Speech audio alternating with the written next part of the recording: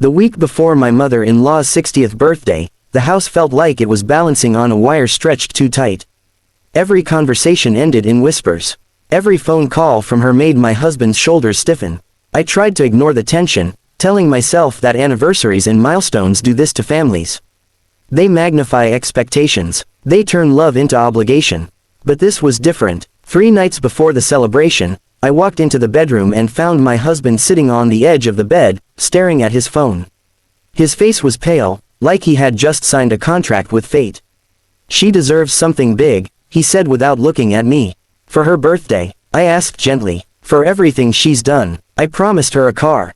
The word hung in the air like a dropped glass about to shatter. A car, not flowers, not a vacation, a car. I felt my stomach twist. We had been saving for years, carefully, painfully, for our own apartment. Every skipped dinner out, every overtime shift, every small sacrifice was supposed to lead us to a front door with our names on it. "And where exactly?" I asked, trying to keep my voice steady. "Are we getting money for that?" He finally looked at me. "We'll manage." Those 2 words are the most dangerous words in marriage. The next morning, before I even finished my coffee, I saw the bank notification. Every cent from our joint savings account had been withdrawn.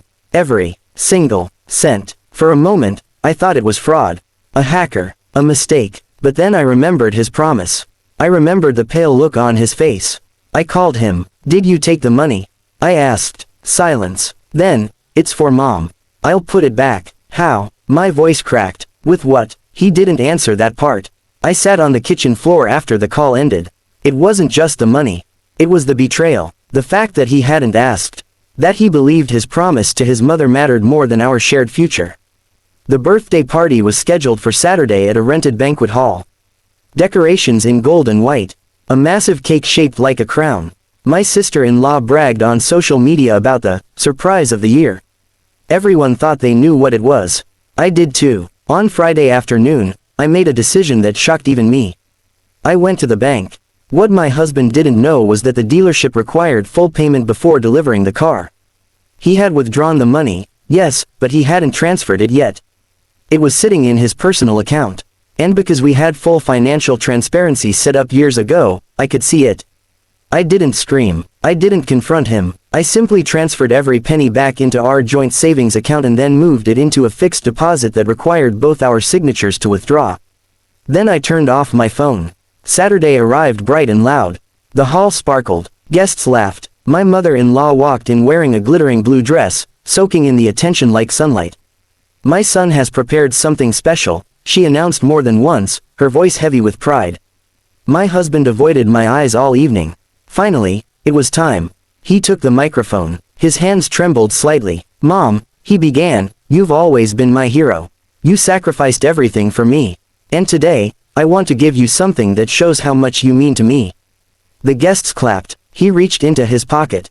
Nothing. No keys. His face changed. Confusion first, then fear. He checked the other pocket. Whispers began spreading like wildfire. He pulled out his phone and stepped aside, dialing frantically. I watched from my chair, calm as a lake before a storm. He looked at me across the room. I didn't look away. When he came back to the microphone, his voice had lost its confidence. "There's been a small delay," he said. "The car will arrive next week." The hall went silent. My mother-in-law's smile froze. "A delay," she repeated loudly. "What delay?" His sister stood up. "You told us it was paid." All eyes turned to him. And then to me. I stood slowly. "There won't be a car," I said, my voice clear but not loud. "Because that money wasn't his to give." You could hear the hum of the air conditioner. "It was our savings," I continued. "For our home. For our future. And I will not apologize for protecting it." My mother-in-law's face flushed crimson. "You're selfish," she snapped. "After everything this family has done for you." I swallowed the urge to fire back. "No," I said quietly. "I'm responsible." The rest of the evening unraveled quickly. Guests left in awkward clusters. The cake remained half-cut. Decorations that were meant to shine now looked cheap and hollow. At home, the real confrontation began. "You humiliated me," my husband said. "I saved us," I replied. "For my mother's birthday, at the cost of our life." He paced the living room, anger battling shame. "I promised her," he repeated. "And you promised me," I said softly. "When we got married, You promised we were a team. That word hit him harder than anything else. Team. Marriage isn't about grand gestures for applause. It's about quiet decisions made in kitchens at midnight. It's about choosing your partner even when your parents expect otherwise. The next few days were icy. His mother called constantly, leaving messages filled with guilt and accusations. His sister posted cryptic comments online about ungrateful wives. But something shifted inside my husband. He saw the bank statement. He saw the numbers we had almost lost. He saw how many years of work that money represented. One evening, he sat down beside me. I didn't think it through, he admitted. That was the first honest sentence in a week. I just wanted her to be proud of me. And I want to build something with you, I replied. He nodded slowly. The following weekend, we visited his mother. Not with car keys, not with grand speeches, with a framed photo of our family and a handwritten letter from him. He apologized, not for the missing car, but for making promises he couldn't responsibly keep. She wasn't thrilled, she wasn't smiling, but reality has a way of settling in once the spotlight fades. Months passed, the fixed deposit grew, our apartment fund strengthened, and something else grew too, boundaries. We started discussing big financial decisions together. No more surprises, no more secret withdrawals. We even began meeting with a financial advisor to plan smarter. The shock of that birthday became a turning point. A painful one, but necessary. Looking back, I realized the story was never about a car. It was about respect. It was about partnership. It was about understanding that love for parents should not erase commitment to a spouse. Sometimes the most powerful gift you can give isn't shiny or expensive. Sometimes it's the courage to say no. And in a hall full of gold decorations and forced smiles, that no echoed louder than any engine ever could. By the time my mother-in-law turned 61, the tension had softened.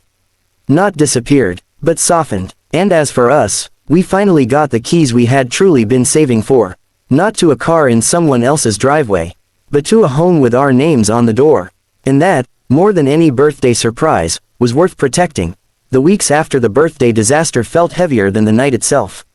The silence in our apartment wasn't peaceful, it was thick, like fog that refused to lift. My husband moved carefully around me, as if one wrong word would detonate another explosion. I didn't want distance, but I refused to pretend nothing had happened. Part of me kept replaying the scene in the banquet hall. The frozen smile, the whispers, the stunned look in his eyes when he realized the money was gone. I hadn't acted out of revenge. I had acted out of fear, fear of losing our future, fear of being second place in my own marriage. 3 days after the party, his mother called again. This time, he answered on speaker without realizing it. I cannot believe what your wife did, she began, her tone sharp as glass. In front of everyone, do you know how embarrassed I was? He glanced at me. I stayed quiet. Mom, he said carefully, we couldn't afford the car. You promised. I know. There it was again, that word. Promise. It had become a weapon in this family. I gave you everything, she continued. I worked double shifts. I sacrificed. And when I finally ask for something, your wife takes it away. I felt something snap inside me. Not anger, clarity. She didn't take anything from you, he said slowly. I made a mistake. Silence filled the line. It was the first time he had taken responsibility without deflecting it onto me. After he hung up, we sat at the kitchen table. I need to understand something, I said calmly. If I hadn't moved the money, would you really have gone through with it? He didn't answer immediately. Yes, he admitted. That honesty hurt, but it was better than denial. And what would we have done after? I asked. Start saving from zero again. Borrow money. Fight every month over bills. He rubbed his forehead. I wasn't thinking that far. That's the problem, I whispered. You were thinking like a son, not like a husband. That sentence lingered in the air. He didn't argue. He didn't defend himself. Over the next few days, something unexpected happened. Instead of fighting, we started talking, really talking. About money, about expectations, about guilt. He told me stories I had never fully understood before. How his mother would remind him of her sacrifices whenever he disappointed her. How success, in her eyes, meant visible proof, expensive gifts, grand gestures, public admiration. I always felt like I owed her, he confessed one evening. You don't owe someone your entire future, I replied softly. Gratitude is not debt. That conversation shifted everything, but growth is never smooth. A week later, his sister showed up at our door unannounced. She didn't even sit down before starting. "You could have handled it privately," she said. "Why humiliate Mom?" "I didn't humiliate her," I responded evenly. "I protected our savings. You think money is more important than family?" "No," I said firmly. "But stability is important for marriage." She rolled her eyes. "He was trying to do something beautiful. With money that wasn't just his," I replied. She left angry, but something in her expression told me she had heard the truth, even if she didn't like it. Meanwhile, the dealership began calling my husband about the pending purchase. He had placed a verbal commitment. They expected payment. He canceled the order. That phone call was harder for him than the party had been. I could see it in the way his shoulders slumped afterward. It wasn't just about the car anymore. It was about breaking a lifelong pattern of trying to earn approval. The following Sunday, we did something new. We created a financial plan. Not a vague, "we'll manage," but a detailed roadmap. Monthly savings targets, emergency fund goals, a realistic timeline for buying our apartment. For the first time in weeks, we felt like partners again. But the real turning point came unexpectedly. About a month later, my mother-in-law slipped in her kitchen and fractured her wrist. It wasn't severe, but she needed help for a few weeks. Despite everything, we went. We cooked, cleaned, drove her to doctor appointments. We didn't bring up the car. We didn't revisit the argument. One afternoon, while I was washing dishes in her kitchen, she walked in slowly, her arm in a cast. "You really moved the money?" she asked without looking at me. "Yes." "Why?" "Because we've been saving for 5 years, I answered quietly. "For a home, for children someday, for security." She leaned against the counter. "My son wanted to give me something big," she said. "It made me feel valued." "You are valued," I said gently. "But not because of a car." She didn't respond, but her expression softened just slightly. Sometimes pride hides vulnerability. Later that evening, she called my husband into the living room. I didn't hear the entire conversation, but I caught fragments. "I don't want you struggling," she said. "We weren't struggling," he replied. "We almost were." When we left her house that night, something felt different.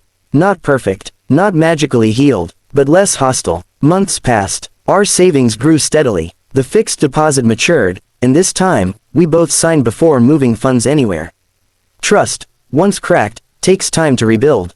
But it does rebuild, if both people are willing. One evening, while scrolling through apartment listings, my husband turned to me.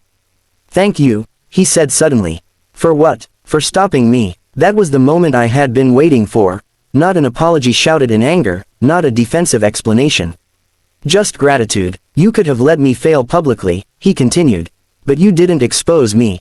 You protected us." I smiled faintly. It didn't feel that heroic at the time. He laughed softly. "It felt like betrayal then." "I know. And now," he said, "it feels like partnership." 6 months after the infamous birthday, we signed a contract for a small but bright 2-bedroom apartment. It wasn't luxurious. No marble floors, no skyline view, but it was ours. The day we received the keys, we stood in the empty living room surrounded by echoing walls and possibility. "This," I said, holding up the keys, "is worth more than any car." He wrapped his arms around me. "I almost traded this for applause," he admitted. "But you didn't." We invited his mother to see the apartment a week later. She walked through each room quietly. "It's smaller than I imagined," she said at first. My husband smiled. "It's perfect for us." She paused in the doorway of the kitchen. "You did the right thing," she said finally, not looking at me, but not avoiding me either.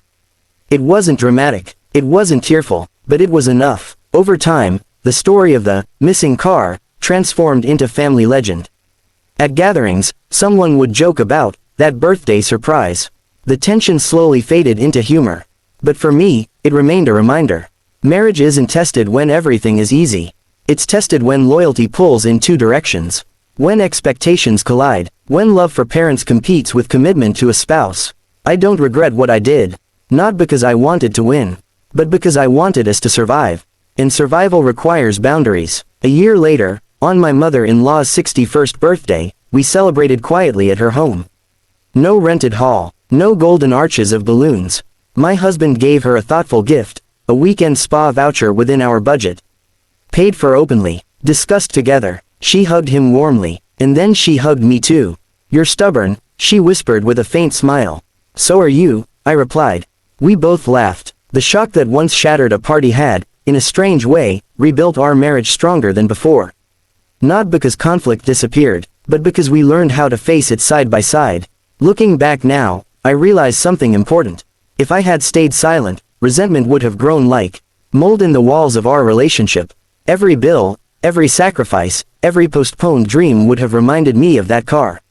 Instead, we chose discomfort in the moment over regret for years. And that choice changed everything. Love isn't about dramatic promises shouted into microphones. It's about quiet agreements signed at kitchen tables. It's about choosing, as, when the world expects, me.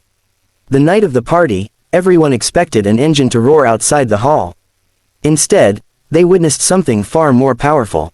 A marriage refusing to be driven off course. And that shock, the one no one anticipated, became the foundation of a future we built together.